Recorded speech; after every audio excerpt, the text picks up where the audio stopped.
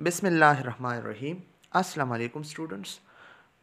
आज हम unit number 11 substance abuse के सेकंड पार्ट जो है हम डिस्कस करने जा रहे हैं। ठीक है, सब्सटेंस एब्यूज़ के सेकंड पार्ट, ये सब्सटेंस एब्यूज़ के इंट्रोडक्शन भी हम पढ़ चुके हैं और ये जो टाइप्स हैं और ये भी हम डिस्कस कर चुके हैं। आज हम एटियोलॉजी को डिस्कस कर रहे हैं। ठीक है, the exact causes of drug use, dependence and addiction are not known.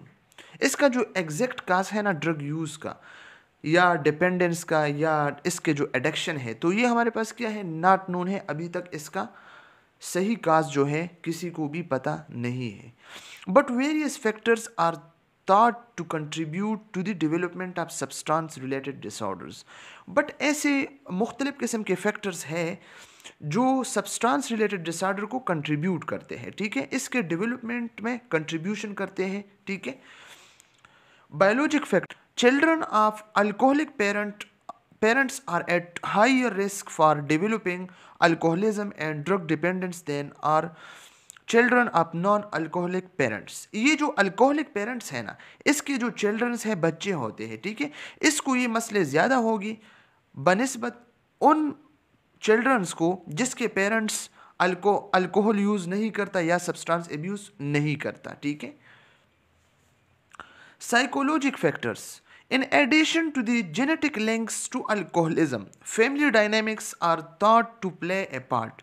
Children of alcoholic are 4 times as likely to develop alcoholism। ठीक है, जिन पेरेंट्स के घर में ये बातें हो रही हैं या इस किस्म के काम हो रहे हैं, ठीक है, सब्सटेंस एब्यूज़ होता है, सब्सटेंस यूज़ होता है, मुख्तलिफ़ किस्म के नशे होते हैं, ठीक है, तो इसके जो चिल्ड्रन होते हैं ना, वो 4 टाइम्स जो है ज़्यादा इस मसलों का शिकार होंगे। ठीक है, social and environmental factors, cultural factors, social attitudes, fear behaviors, laws, cost and availability all influence initial and continued use of substances। ठीक है, इसका क्या मतलब है, कल्चरल फैक्टर्स जो है या सोशल एटीट्यूड्स है, मतलब आप जिस कल्चर में हो और जिस कल्चर में जिस नशे का मतलब रिवाज हो इसी टाइम, ठीक है, तो आप भी इसी में ज़्यादा जो है आप मुफ्तला हो, आप भी वही काम करोगे जो आपका कल्चर या आपके जो सोसाइटी है वो कर रहे हैं। ठीक है, पीयर बिहेवियर्स, आपके जो कोलीग्स हैं, आपके जो फ्रेंड्स हैं, आप जिसके साथ मतलब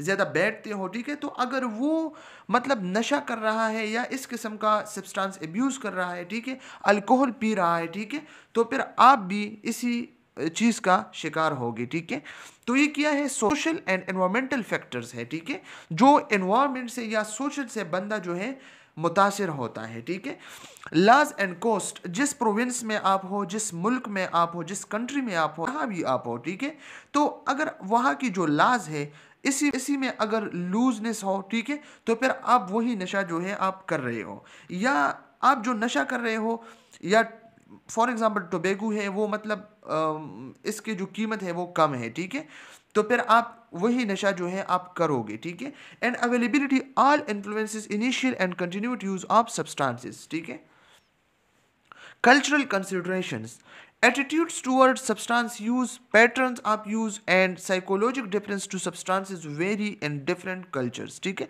मुख्तलिफ किस्म कल्चर्स की मुख्तलिफ किस्म की मतलब सब्सटेंस एब्यूज़ होता है। ठीक है, वो मुख्तलिफ किस्म के सब्सटेंस को जो है एब्यूज़ करते हैं।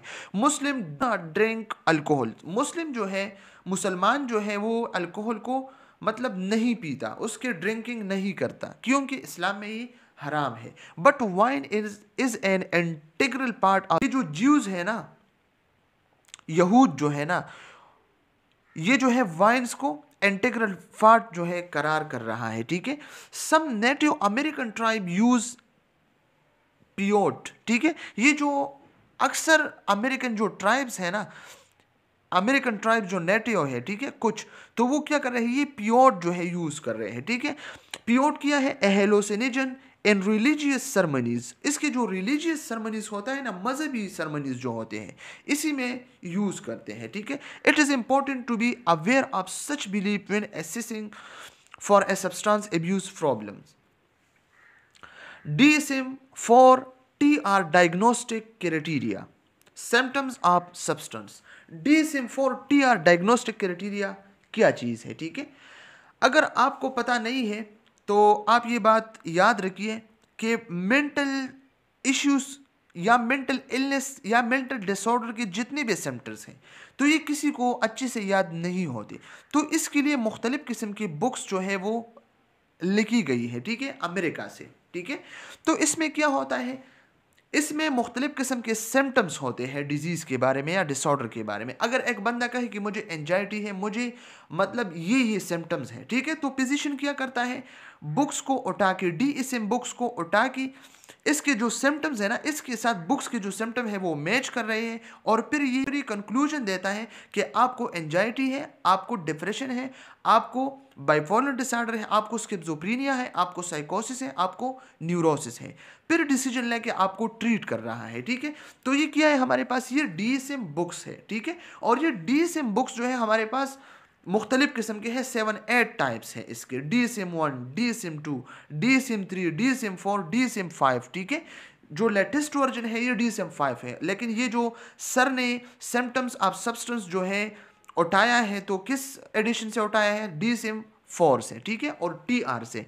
एक है DSM-4 सिंपल, ठीक है, वो 1994 में पब्लिश हुआ था, ठीक है। DSM-4 1994 में पब्लिश हुआ था और ये जो DSM-4 TR है, डायग्नोस्टिक क्राइटेरिया, यहाँ पे जो लिखा है, तो ये कब पब्लिश हुआ है, ये 2000 में पब्लिश हुआ है, ठीक है। ये आप लोगों ने याद रख। DSM-4 TR diagnostic criteria stand for diagnostic and statistical manual of mental disorder, 4th edition, text revision, ठीक है। सिम्टम्स ऑफ सब्सटेंस यूज, जो बंदा सब्सटेंस यूज करता है इसके सिम्टम कौन कौन से होते हैं, ठीक है। और ये जो DSM बुक्स है ना, ये provides standardised diagnostic criteria for mental health condition. जो मेंटल हेल्थ कंडीशंस है ना, इसके लिए डायग्नोस्टिक क्राइटेरिया को प्रोवाइड करता है, ठीक है। तो अब इसके मुख्तलिफ किस्म के सिम्टम्स होते हैं, कग्निटिव सिम्टम्स है, इमोशनल फीलिंग्स है, बिहेवियरल सिम्टम्स है, इंटरपर्सनल सिम्टम्स है। वन बाय वन हम इसको डिस्कस करने वाले हैं, ठीक है। Denial of problems, denial of problems क्या है, जो बंदा सब्सटेंस यूज करता है ना, ठीक है, तो वो अपने नेगेटिव कॉन्सिक्वेंसेस को जो है ना, इसको तस्लीम नहीं करते हैं, ठीक है। सब्सटेंस यूज के जो नेगेटिव कॉन्सिक्वेंसेस है ना, इसको तस्लीम ना करना कि मैं तो बिल्कुल ठीक हूं, मुझे तो कोई नेगेटिव प्रॉब्लम्स नहीं है, ठीक है। तो ये क्या है, denial of problems. Number 2, minimise use of substance, substance use या ड्रग यूज के अमाउंट को कम करता है, ठीक है, क्योंकि ये अपने कॉग्निशन से काम ले रहा है। नंबर 3, रेशनलाइजेशन, रेशनलाइजेशन क्या है, ड्रग यूज या सब्सटेंस यूज के लिए बहाना बनाना, ठीक है, कि मुझे ये मसला है, मैंने ये किया था, मैं ये करता हूं, ठीक है, और बहाने दे के वो सब्सटेंस को यूज करता है, ठीक है। Blaming other for problems, problems के लिए दूसरों को ब्लेम करना, ठीक है। तो ये जो 4 है, denial of problems, minimise use of substance, rationalisation, blaming others for problems, ये हमारे पास कौन से सिम्टम्स हैं, ये कॉग्निटिव सिम्टम्स है, ठीक है। इसमें पेशेंट जो है अपने कॉग्निशन को जो है यूज कर रहा है, ठीक है। इसके बाद हमारे पास क्या है, एंजाइटी है, इस पेशेंट को एंजाइटी होगा, इस बंदी को एंजाइटी होगा जो सब्सटेंस यूज कर रहा है, ठीक है। एंजाइटी क्या है, होता है, मतलब उसे परेशानी होती है, ठीक है। इरिटेबिलिटी, इसको इरिटेबिलिटी होगा, आसानी से नाराज होना, ठीक है, वो आसानी से नाराज होगा। इम्पल्सिविटी, इम्पल्सिविटी क्या होती है, कंसिक्वेंसेस को देख के बिना काम पर एक्शन लेना, कंसिक्वेंसेस को नहीं देखते हैं कि इसके जो मतलब कंसिक्वेंसेस है, बैड्स है या गुड्स है, ठीक है, नताइज अच्छे हैं बुरे हैं, लेकिन ये क्या करता है, इस पर डायरेक्ट एक्शन लेता है, डायरेक्ट काम करता है। Feelings of guilt and sadness और एंगर एंड रिसेंटमेंट, ये गिल्ट फील करता है, सैडनेस को फील करता है, गुस्सा फील करता है और नाराजगी फील करता है, ठीक है। मतलब इसके जो नेगेटिव इमोशंस है ना, वो नेगेटिव इमोशंस को एक्सपीरियंस करता है, ठीक है। तो ये हमारे पास क्या है, ये इमोशनल फीलिंग्स है, कौन कौन सी, anxiety, irritability, impulsivity, feeling of guilt, sadness, anger, resentment, ठीक है। अब इसके बाद हमारे पास जो है पोर जजमेंट, इसके जो जजमेंट है ना वो पोर होता है, ऐसे डिसीजन लेना जिसके कंसिक्वेंसेस नेगेटिव हो, ठीक है। लिमिटेड इनसाइट, इसका जो अवेयरनेस होता है ना वो लिमिटेड होता है। Low self esteem, negative self image होता है इस बंदे का, ठीक है। इनइफेक्टिव कोपिंग स्ट्रेटजीज, अपने स्ट्रेस, अपने एंजाइटी, अपनी फीलिंग्स, अपने थॉट्स, जितनी भी चैलेंजिंग सिचुएशन जो है ना, इसको अच्छे से कोप नहीं कर सकता, ठीक है, इसको अच्छे से मैनेज नहीं कर सकता। डिफिकल्टली एक्सप्रेसिंग जेन्युइन फीलिंग्स, इंसान की जो अपनी जज्बात होते हैं ना, हकीकी जज्बात, इसको डिफिकल्टली एक्सप्रेस करता है, ठीक है। तो ये हमारे पास किया है, ये जो हमारे पास पुअर जजमेंट है या लिमिटेड इंसाइट है या लो स्टीम है, सेल्फ स्टीम है, इनइफेक्टिव कोपिंग स्ट्रेटजीज है, डिफिकल्टी एक्सप्रेसिंग जेन्युइन फीलिंग्स है, ये बिहेवियरल सिम्टम्स है हमारे पास, ठीक है। अब इसके बाद जो है impaired rule performance. Impaired rule performance का क्या मतलब है, इसका जो रूल है ना वो अच्छे से परफॉर्म नहीं कर सकता, ठीक है। मतलब स्कूल या वर्क या पर्सनल लाइफ या जॉब जो है ना वो अच्छे से इसमें परफॉर्मेंस नहीं कर सकता, ठीक है। Strain interpersonal relationship, difficulties in relationship, इसके जो रिलेशनशिप्स होते हैं ना इसी में डिफिकल्टीज होते हैं, ठीक है। तो ये 14 और 15 एम्पेयर्ड रूल इन परफॉर्मेंस या स्ट्रेन इंटरपर्सनल रिलेशनशिप, ये हमारे पास क्या है, ये हमारे पास इंटरपर्सनल सिम्टम्स होते हैं, ठीक है।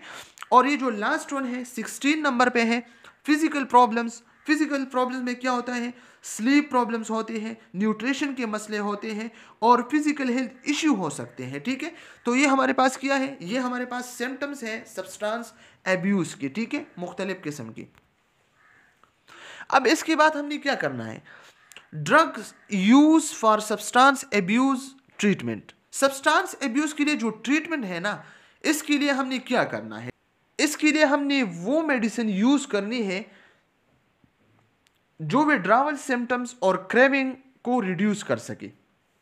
विड्रावल सिम्टम क्या है, विड्रावल सिम्टम हमारे पास वो सिम्टम है जब आप सब्सटेंस या ड्रग्स को आप मतलब स्टॉप करें या कम करें और फिर इसके बैड कॉन्सिक्वेंसेस या आपके जो फिजिकल है या आपकी जो साइकोलॉजिकल थॉट्स है वो एबनॉर्मल होते हैं, ठीक है, आपको मसले मसाइल क्रिएट होते हैं। तो ये क्या है, विड्रावल सिम्टम्स है, ठीक है। तो आपने क्या करना है, ऐसे ड्रग्स को यूज करना है जो आपके विड्रावल सिम्टम को रिड्यूस करे और आपकी जो क्रेविंग है, ख्वाहिश है, क्रेविंग क्या होता है, मैं चाहता हूं कि मैं इस चीज को लूं, मैं इस चीज को खाऊं, ठीक है। तो इसी को आपने रिड्यूस करना है, ठीक है। और साथ में आपने इसी पेशेंट को विटामिन्स भी आपने इसको देनी है। अच्छा, तो इसमें जो मेडिसिन है मेथाडोन है, ठीक है, मेथाडोन लेनी है। मेथाडोन क्या करता है, एक्टिवेट्स ओपियोइड रिसेप्टर्स, ये ओपियोइड रिसेप्टर को एक्टिवेट करता है, ठीक है, ब्रेन में। तो फिर क्या होगी, reducing withdrawal symptom and craving, ठीक है। मेथाडोन क्या करता है, ओपियोइड रिसेप्टर को एक्टिवेट करके विड्रॉल सिम्टम और क्रेविंग को रिड्यूस करता है, ठीक है। इसके अलावा ब्यूप्रीनोर्फिन, ठीक है, ये क्या करता है, पार्शियली एक्टिवेट ओपियोइड रिसेप्टर, ये ओपियोइड रिसेप्टर को पार्शियली एक्टिवेट करता है, ठीक है। और क्या करता है, reducing withdrawal symptoms and craving, ठीक है। नेल्ट्रिक्सोन, नेल्ट्रिक्सोन हमारे पास क्या है, ये हमारे पास ओपियोइड रिसेप्टर को इनहिबिट करता है, ओपियोइड रिसेप्टर को ब्लॉक करता है, ठीक है। तो जब इसको ब्लॉक करता है तो क्या होगी, रिड्यूसिंग क्रेविंग, ठीक है। तो क्रेविंग ऑलरेडी रिड्यूस होगी, ठीक है। एक्म्प्रोसेट, एक्म्प्रोसेट एक ड्रग्स है जो ग्लूटामेट और गाबा न्यूरोट्रांसमिशन को मॉड्यूलेट करते हैं, ठीक है, रिड्यूस करता है क्रेविंग को और विड्रावल सिम्टम्स को। और डिसल्फिराम एक ड्रग्स है जो एल्डिहाइड डिहाइड्रोजनेज एंजाइम को इनहिबिट करता है, ठीक है, जो अल्कोहल मेटाबॉलिज्म में इन्वॉल्व होता है। तो अगर हम ड्रग्स के जरिए अल्कोहल मेटाबॉलिक को मतलब इनहिबिट करें, ठीक है, इसको स्टॉप करें, तो जब बॉडी में अल्कोहल मेटाबॉलिज्म, ठीक है, अल्कोहल कैटाबॉलिज्म नहीं होता तो अल्कोहल जो है अपना इफेक्ट शो नहीं करेगा बॉडी में। तो हमने डिसल्फिराम जो है लेनी है ताकि अल्कोहलिक मेटाबॉलिज्म जो है वो स्टॉप हो जाए, इसका जो अल्डिहाइड डिहाइड्रोजनेज एंजाइम है इसको इनहिबिट कर सके, ठीक है। तो ये हमारे पास मुख्तलिफ किस्म के ड्रग्स हैं जो हमने यूज़ करनी है सब्सटेंस एब्यूज पेशेंट के लिए, ठीक है। यहाँ स्लाइड पे क्या लिखा है, लोराजिफाम लिखा है, ठीक है। लोराजिफाम क्या है, लोराजिफाम हमारे पास जो डाइजिपिन है, ठीक है। तो monitor vital science and global, ये आप लोगों ने एमसीक्यूज के लिए याद रखनी है, ठीक है। इस ड्रग के लिए ये इफेक्ट्स आपने याद रखनी है, ठीक है। अल्कोहल विड्रॉल करता है, ठीक है। इसके अलावा जो क्लोरडाई जीपोक्साइड जो है हमारे पास, ये क्या करता है, ये भी अल्कोहल विड्रॉल करता है, ठीक है। और इसके अलावा जो डाई सल्फिराम है, ठीक है, एंटाब्यूज, ये मेंटेन एब्सटेंस फ्रॉम अल्कोहल, ठीक है। ये क्या करता है, ये मैंने आप लोगों को बताया कि ये अल्कोहल मेटाबॉलिज्म को स्टॉप करता है, ठीक है।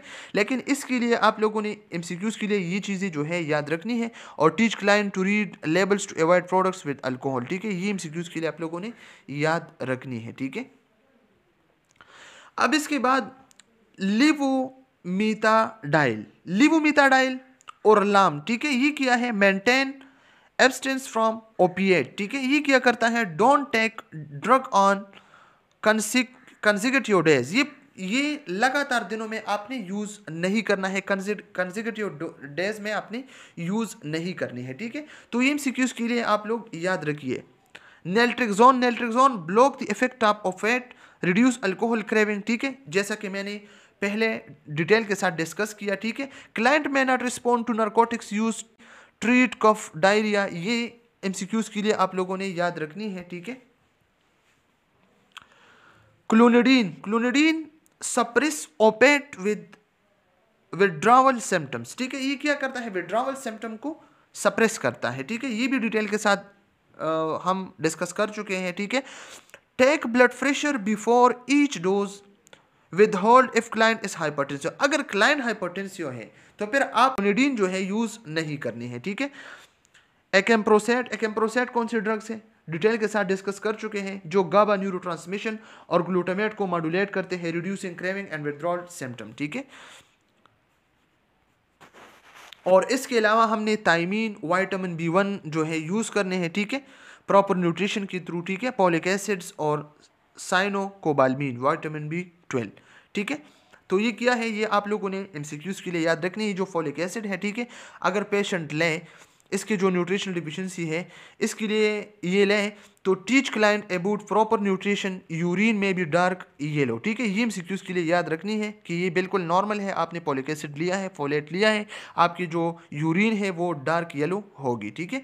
तो एमसीक्यूज के लिए ये वाला पोर्शन जो है आप लोगों ने याद रखनी है, और ये वाला, ठीक है। नर्सिंग इंटरवेंशन, अब नर्सिंग इंटरवेंशन क्या होते हैं, ठीक है।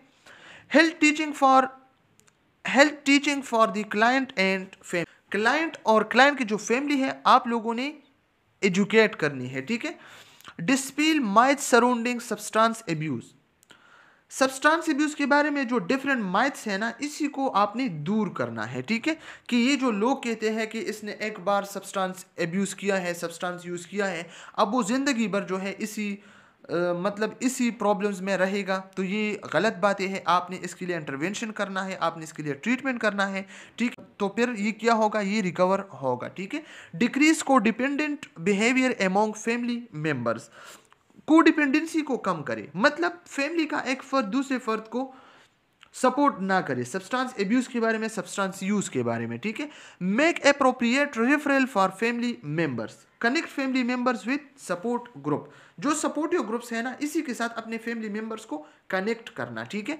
प्रोमोट कोपिंग स्किल्स, आपने क्या करना है, कोपिंग स्किल्स को प्रोमोट करना है, ठीक है। कि अपनी फीलिंग्स, अपने बिहेवियर्स, अपने थॉट्स को कैसे आपने क्या करना है, आपने इसी को कोप करना है, ठीक है। Rule play potentially difficult situations, ठीक, एनहेंस प्रॉब्लम सॉल्विंग स्किल्स, जितनी भी प्रॉब्लम सॉल्विंग स्किल्स है ना, इसी को एनहेंस करना है, ठीक है। Focus on the here and now with clients, client के साथ यहाँ और अब पर तवज्जो मरकूज करे। इसका क्या मतलब, इसका मतलब ये है कि क्लाइंट के साथ कोई बहाना नहीं, यहाँ इधर और अब से हमने ट्रीटमेंट और इंटरवेंशन पे काम जो है स्टार्ट करनी है, हमने इसी पे फोकस करना है। सेट रियलिस्टिक गोल्स, ठीक है, हकीकत पसंदाना गोल्स को सेट करें, ठीक है। स्टैंग सुबर टुडे, आज जो है सुबर रहना है, ठीक है।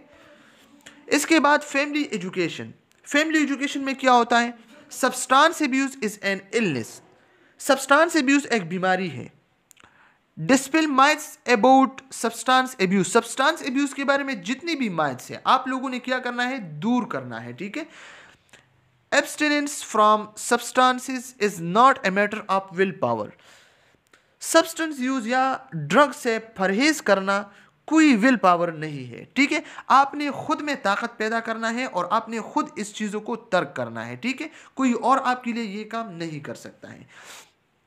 Any alcohol whether beer wine और liquor can be an abuse substance. ठीक है, ये जो अल्कोहल है ना, अल्कोहल के जितने भी टाइप्स होते हैं, चाहे बीर हो, वाइन हो, लिक्वियर हो, ठीक है, बदसलूकी की जाने वाली चीज हो सकती है। Prescribe medication can be an abuse substance.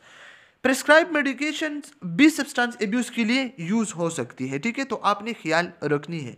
Feedback from family about relapse sign. Family से फीडबैक लेना जरूरी होता है। ठीक है, continued participation in an after care programme is important. जितने भी केयर प्रोग्राम्स होते हैं ना, इसी में शिरकत करना ज़रूरी है। ठीक है, तो इसी के साथ हमारा जो यूनिट नंबर 11 हमारा जो है कंप्लीट हो गया। ठीक है, इसके बाद हमने चाइल्ड एब्यूज़ को जो है डिटेल के साथ डिस्कस करनी है।